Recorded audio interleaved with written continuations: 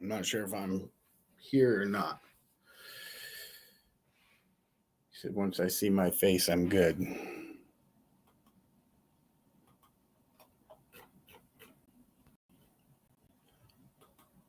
sure where anything is at.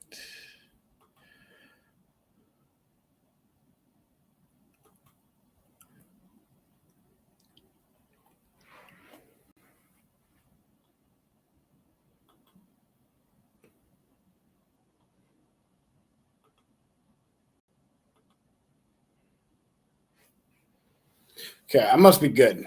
I can't hear myself, which is fine.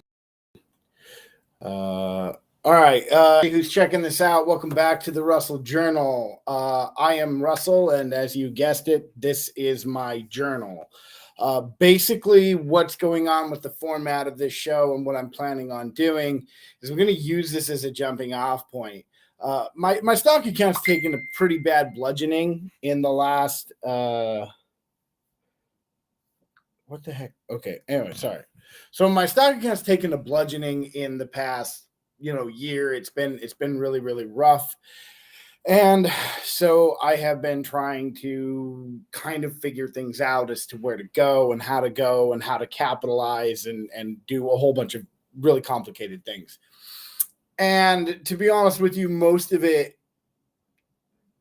didn't or hasn't come to fruition, or I've been kind of locked into trying to get it into fruition. And a lot of it has been around the idea of like really finding a winning trade strategy. Okay. I have gone through some massive education. I've bought some courses. I've learned some things, and we're going to try a few different things. That all being said, my whole show is really about my journey to becoming and being a professional trader. And then with that, I'm going to try and take what I learn and share it with you guys along the way. So I really hope that you will stick around and enjoy the show. Okay. Without further ado, let's really get in and talk to you about the market. If you are involved in the market, you are probably not so unaware that everything is sold off. Everything is under a massive amount of selling pressure out there in the market. And there's a lot of confusion around what is going to happen.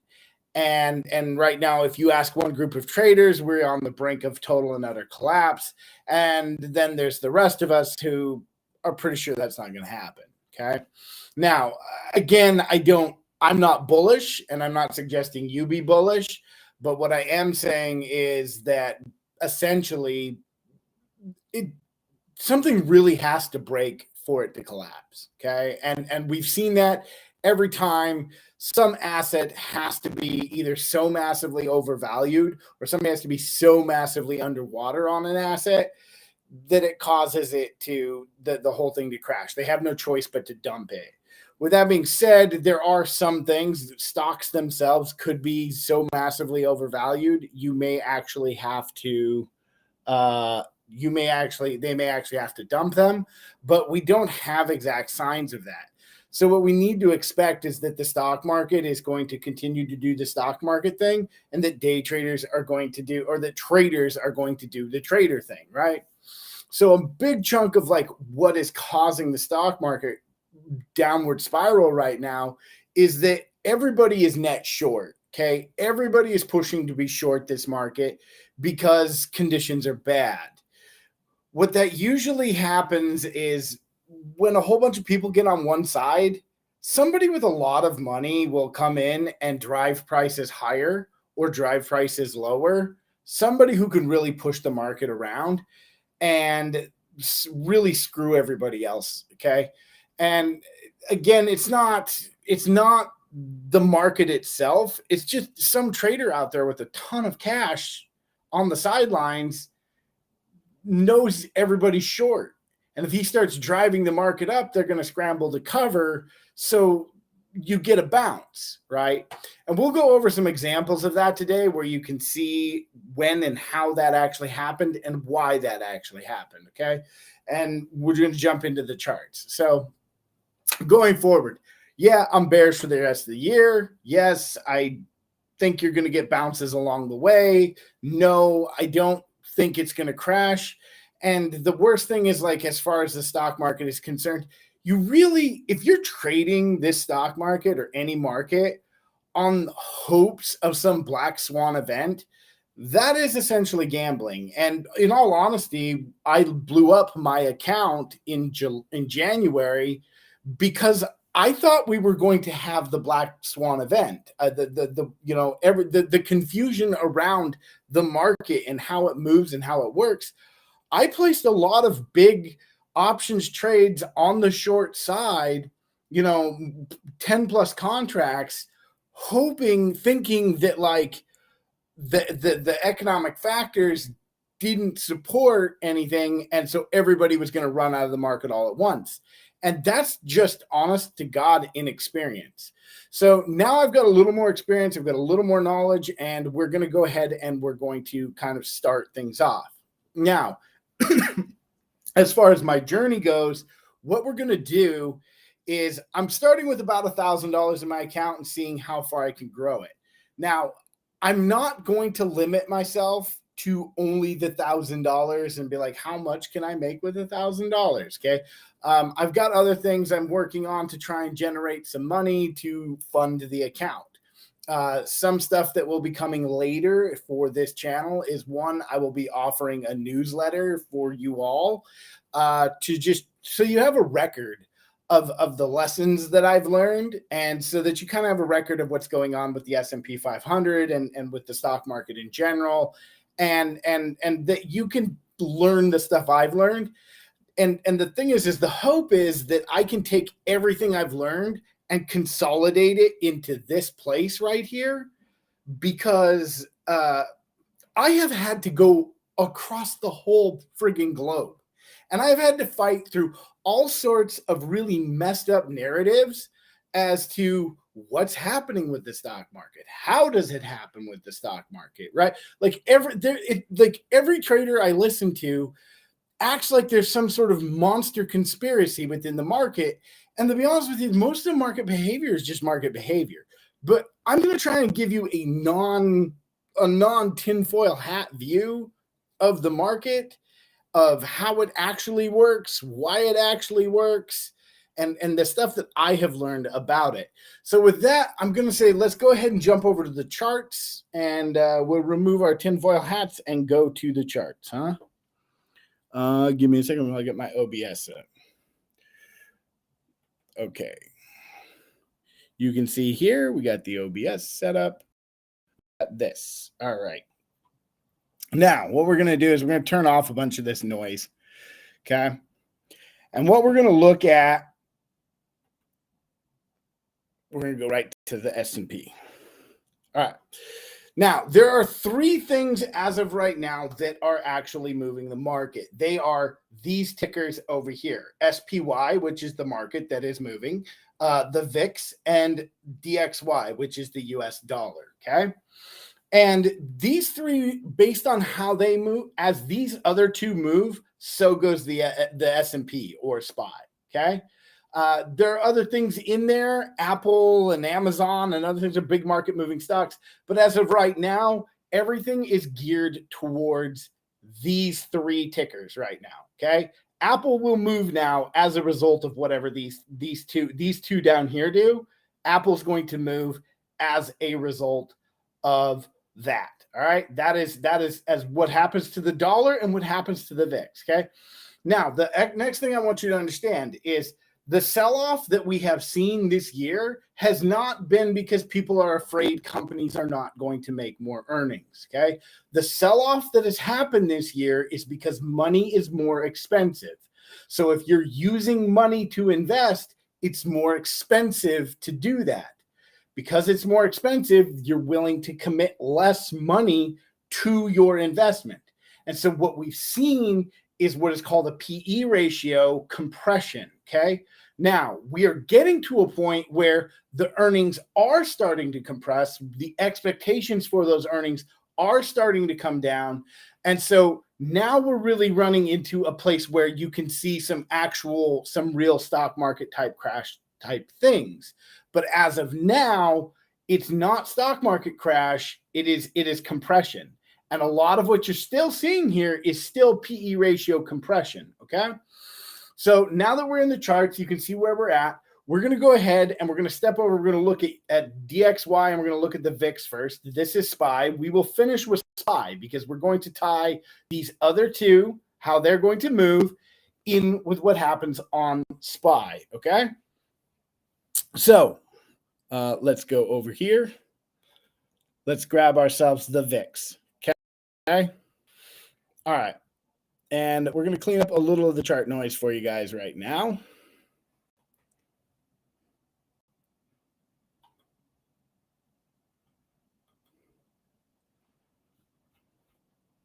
And we're going to make the chart a little bit bigger for you.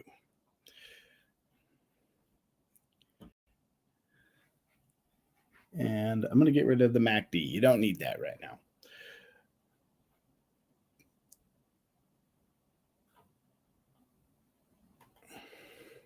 All right. So as you can see from basically the big crash in 2020, we've been real choppy. There's been, spikes in volatility all along the way, right? We haven't seen real sustained volatility, okay? And this is the VIX. It measures the volatility index. And basically, higher it goes, typically the lower the stock market goes, and so on and so forth, okay? So we're going to zoom in. I just wanted to show you sort of a large scale view of this. And then we're going to zoom in a bit. And we're going to begin our technical analysis, okay? So the first thing we want to identify is the current trend. And as you can see, we have higher lows and higher highs. Our trend is in the upward direction. So it is a bullish trend on the VIX, okay? The next thing that we want to identify is the bias, okay? Now, how we identify the bias is we take and we turn on a moving average, and the one I have been taught to use and the one I've been using and one I enjoy is the 18-day moving average, okay? Now, this determines our bias, okay? And our bias is, are we long biased or are we short biased?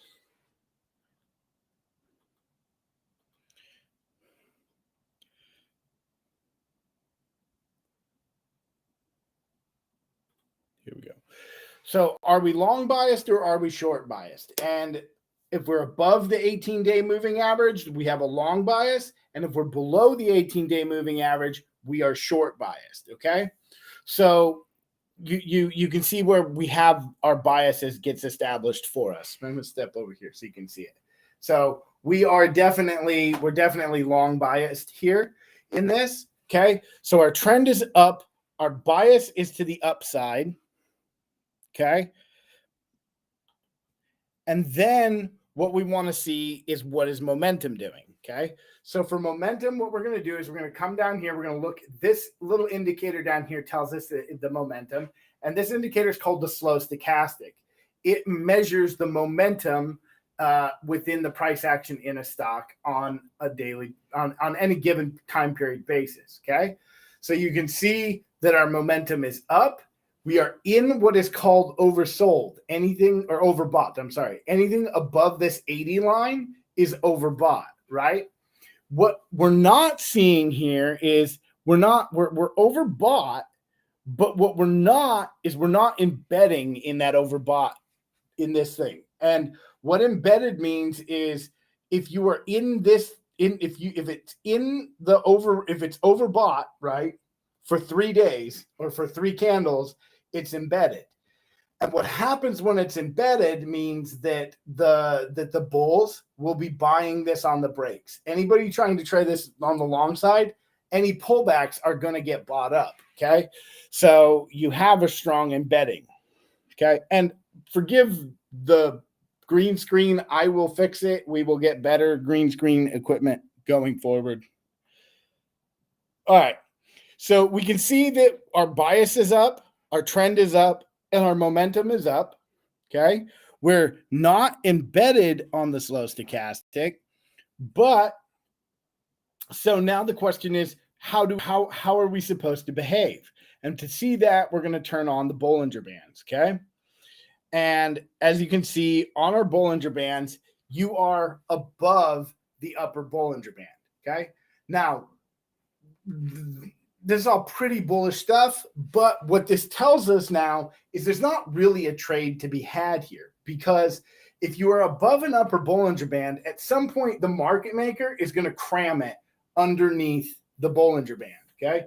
If you really want to learn about Bollinger Bands, I highly suggest go over to Ira Epstein on YouTube, go to iraepstein.com and buy his Bollinger Band class. It's only $90. It is revolutionary. It will change everything you think about the stock market and how it works and what's going to happen here, right? And we're going to segue from that. Go to iraepstein.com and buy the class.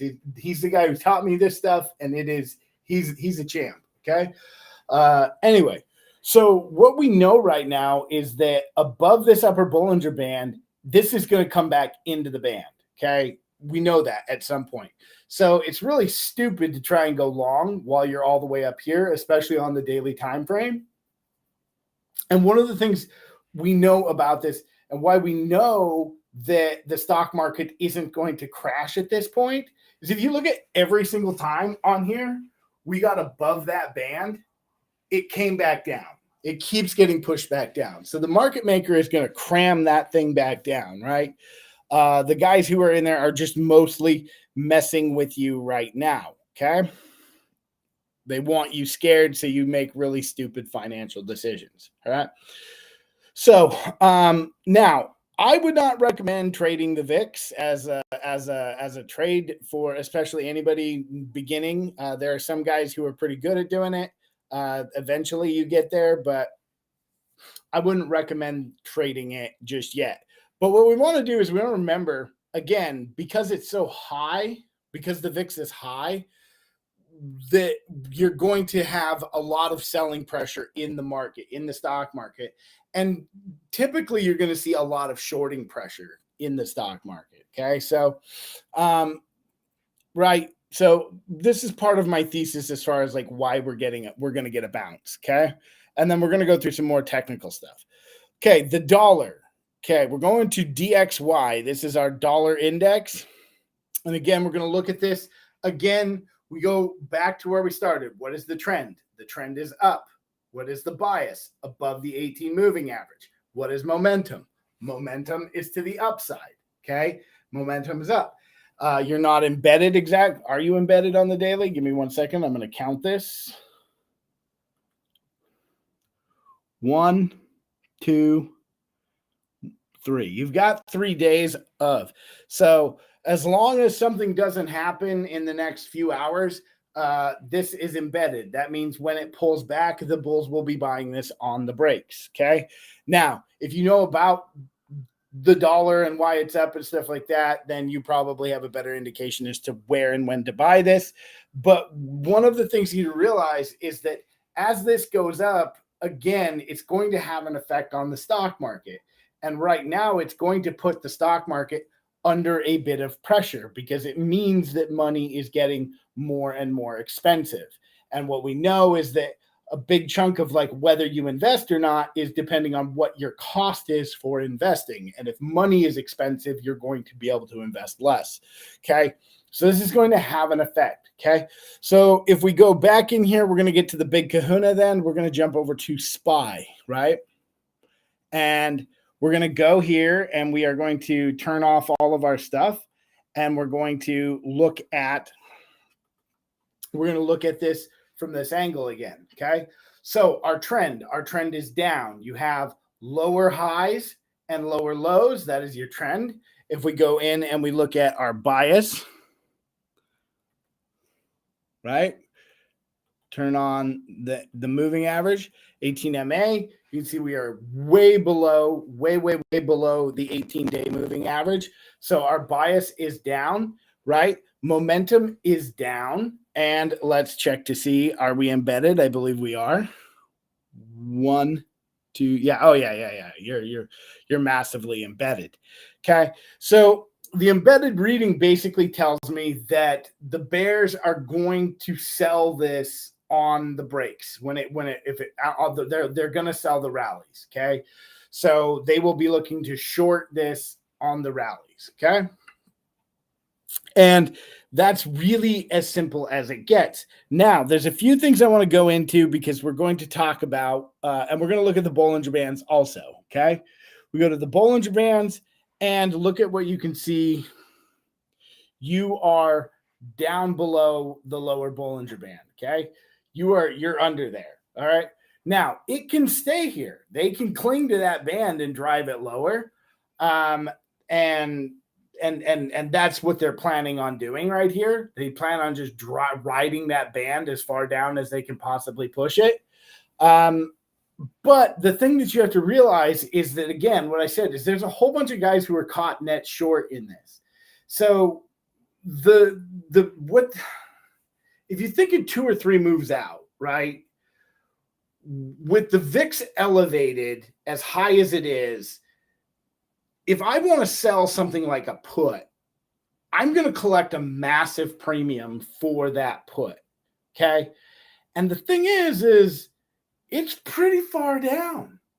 The idea that this is going to snap back up here and I'm going to be able to collect all that put premium pretty easily that's pretty tantalizing. Not going to lie. So the idea that like this isn't getting really primed for some type of short squeeze, really hard to believe you're not going to get a bounce in here, right? It's just and I'll tell you one of the other things about it is it's really holding up that 163. And we're going to go into the 5-minute chart really quick and talk about it. And then I'm going to let you guys all go. Okay. If you're looking at this 5-minute chart,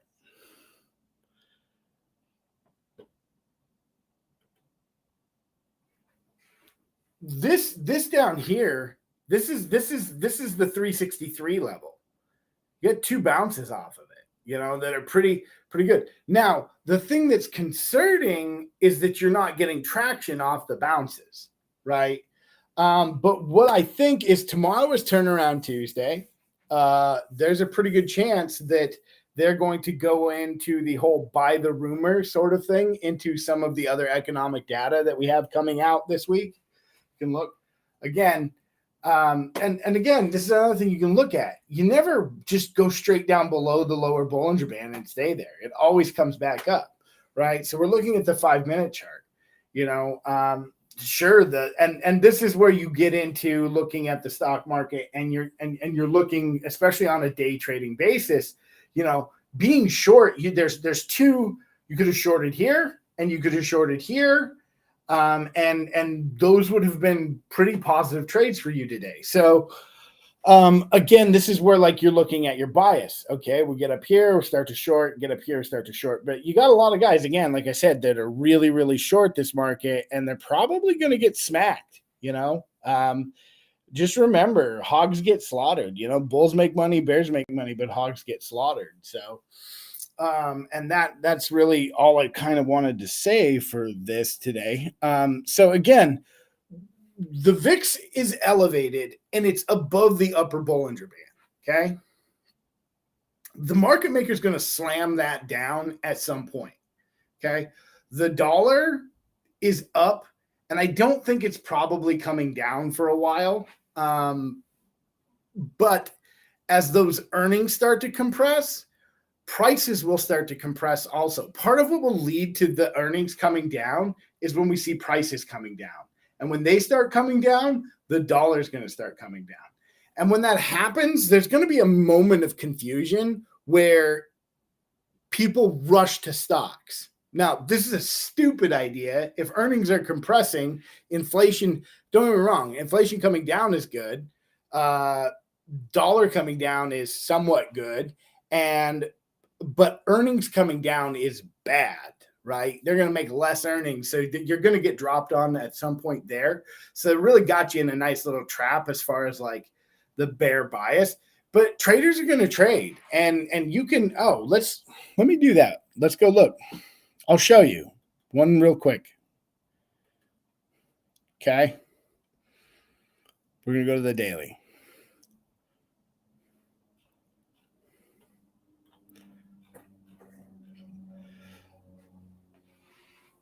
Okay.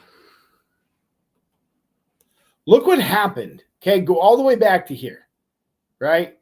You hit that lower Bollinger Band, you snap up. You hit that lower Bollinger Band, you snap up. You go deep below that and they throttle it up, right? Every single time you get down here, boom, it's back in the other direction, right? So what we're doing is you're really shopping for your thing to catch the bounce. And this time here you are again, right? And you're not even below that low yet, right? So at the very least, somebody's going to come in here and buy this at the 360.69 level. They're honestly going to come down there and pick it up. I mean, it may gap down, catch a bunch of people short and spike back up. That's probably what I think, they're going to do. They'll probably gap it down tonight. Tomorrow, go back and fill 2 gaps on the upside. I'm holding one way out of the money call, expires Wednesday, targeting the 18-day moving average.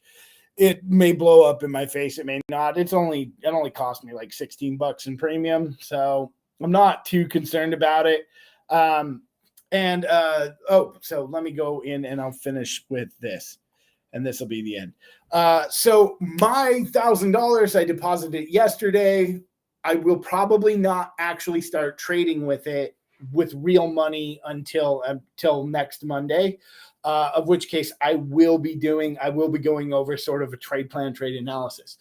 Other thing that I should announce is that me and my producer and lovely girlfriend, Maria Pureza, who also trades these volatile, crazy markets with me, we are going to be doing a Saturday special from now on. And one of the things we're going to do, we're going to talk about the market, talk about trades, talk about what we think is happening going forward, some of the technical analysis stuff. That's going to be every Saturday. We're going to do an episode like that. So I hope you guys enjoyed this video. I'm glad you made it this far with me. On your way out, do me a favor, smash the like button, give me a subscribe, give me a comment, tell me how I did, how you feel about my form of technical analysis. I'm not a big support and resistance guy anymore as far as level to level. Averages and bands seem to be more accurate as to what's going to happen and tracking momentum as well. So that's what I've seen. So go ahead, tell me what you want to see, what you don't want to see, what you like, what you don't like, what you didn't understand, anything, fill me in so that I can fill you in. All right. With that all being said, you guys can go ahead and pretend I said some sort of catchphrase and have yourself a good night.